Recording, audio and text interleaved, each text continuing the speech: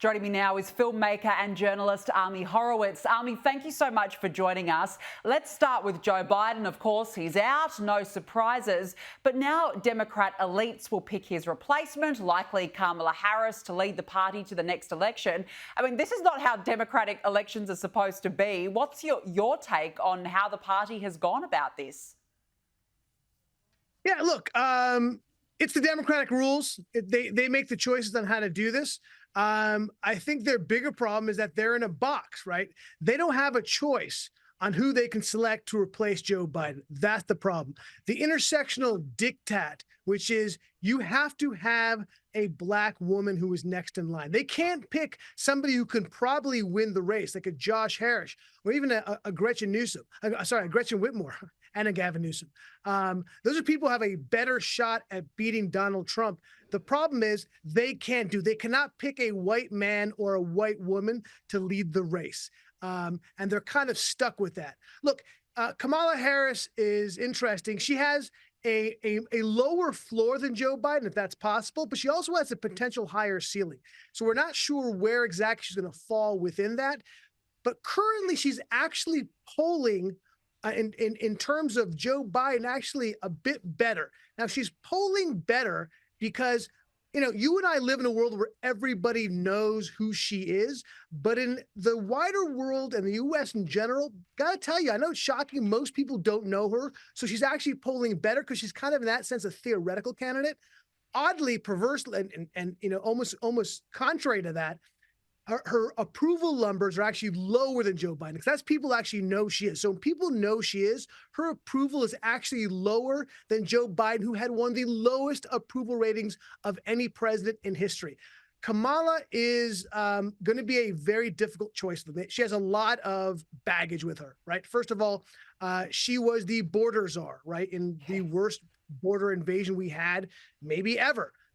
She's also inheriting the yoke of Joe Biden's failed policies. Everybody's going to be putting that onto her. There's a number of things of baggage that she carries in. Also, she's a political leftist. I think that's all her true political background is going to come to the fore. Obviously, now that she's going to be target of the ire of the entire Republican machinery. But she also has a couple of advantages. Advantage number one is, she actually, according to Barack Obama, was the hottest attorney general in the country. So there's that. And also she's breathing, which, you know, is a step up from Joe Biden. So it's going to be an interesting choice. I think ultimately the Democratic Party is going to be worse off having her in because as Biden was losing, the spread wasn't as large as people made it out to be. But we're going to see, look, when she was announced, or when Joe Biden stepped down, she raised, the Democratic Party raised almost $69 million in a few hours. So only time will tell.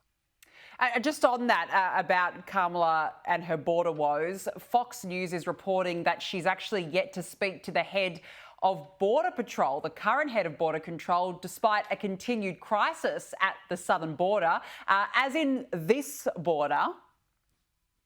We are going to the border. We've been to the border. So this whole thing about the border, we've been to the border. We've been to the border. You haven't been to the border. And I haven't been to Europe. Ami, that's a complete embarrassment. No wonder she's messed up the issue on the border. She's barely made an effort with Border Patrol, and now she wants to be the next president. Yeah, that is one of the most. I can promise you'll be seeing that clip over and over and over again in Republican attack ads. Look, she was the border czar, as I said before, when 11.5 million illegals have crossed into the country. To put it in Australia terms, that's almost half of your country. Half of your population has legally crossed the border. It's going to be a massive, massive political liability for her.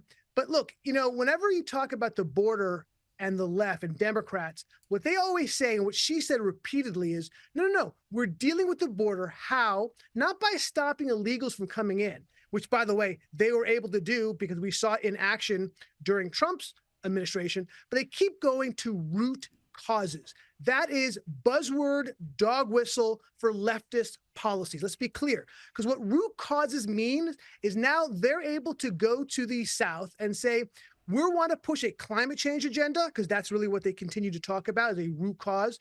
They claim for some reason it's hotter there than it is up here. And I don't know, I guess she really hasn't been to the border. She hasn't been to El Paso. I think it's hotter down south than it is there.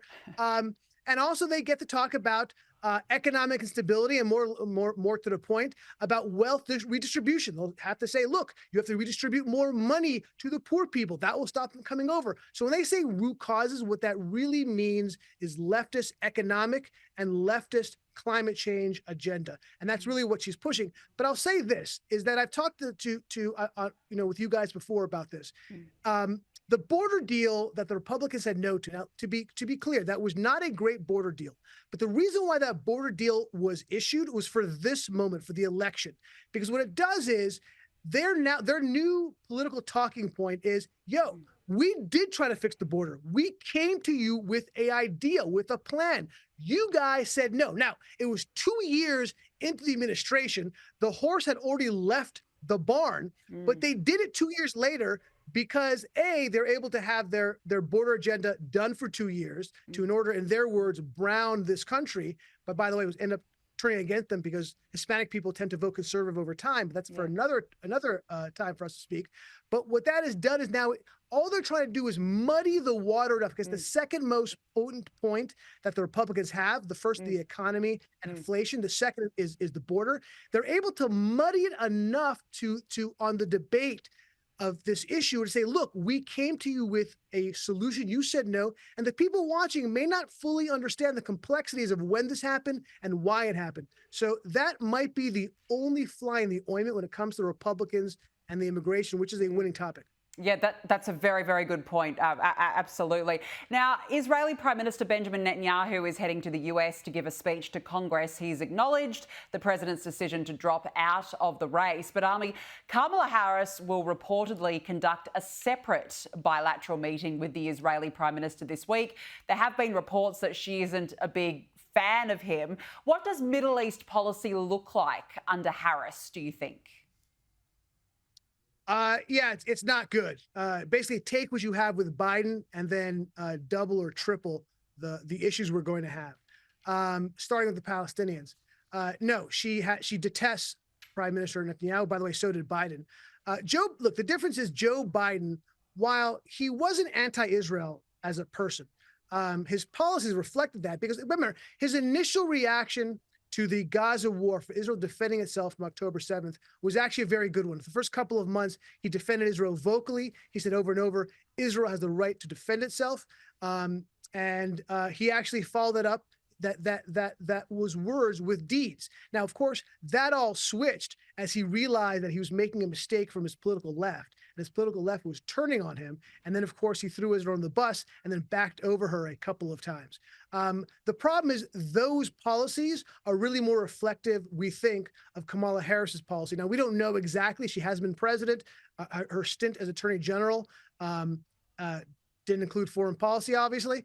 But what we do know is that her words have been far more sympathetic to the Palestinian cause. I think she can be more vocal in criticizing Israel, which is hard to imagine because this administration has been very vocal. I think now you're going to start seeing the pulling back of certain weapons and funding. I think it's going to be a disaster area for Israel. And frankly, I think it's going to hurt this country as well, ultimately. I think when it comes to Iran, he's going to double down on defending Iran on the Iran deal.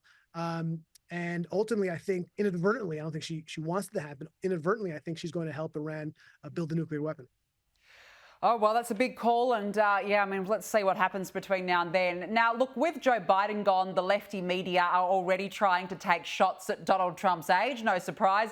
Have a look at this line in The Guardian. With a younger rival to emerge, the focus is likely to turn to ex-president who is 78 and he's often rambling, confused speeches. Army, the lefties are, well, they're started already at Donald Trump. At least he can string a sentence together. Yeah, it's funny. Trump is the old man in the race now. What's funny was he wasn't that far away from Joe Biden's age either. This is a tact which is simply not going to work. I should be in good a shape and is mentally with it as President Trump is at his age. Look, there's a lot of criticism you could say about President Trump, some true, some untrue. But the one position you really can't take, the one position that this dog won't hunt, is that his age is going to be a detriment to him in this race. You know, I think it's funny. I remember when he was running for the nomination the first time, he kept talking about low energy. You guys are low energy when we talk about his Republican opponents, and ultimately Clinton. But what's funny was, now I understand what he was talking about. No, he really is an extremely high energy person for his age. He's in great shape. In the words of Zuckerberg, he's a badass. I mean, look, I don't think this is they're desperate. Obviously, they're trying to find anything that's going to stick. This is one they're now pivoting to. It's simply not going to work. No, it's simply not going to work. I mean, look at his speech the other day. He really fired up the troops. He's still got it, that's for sure. Army Horowitz, we have to leave it there. Really appreciate your time. Thank you for joining us. Always a pleasure.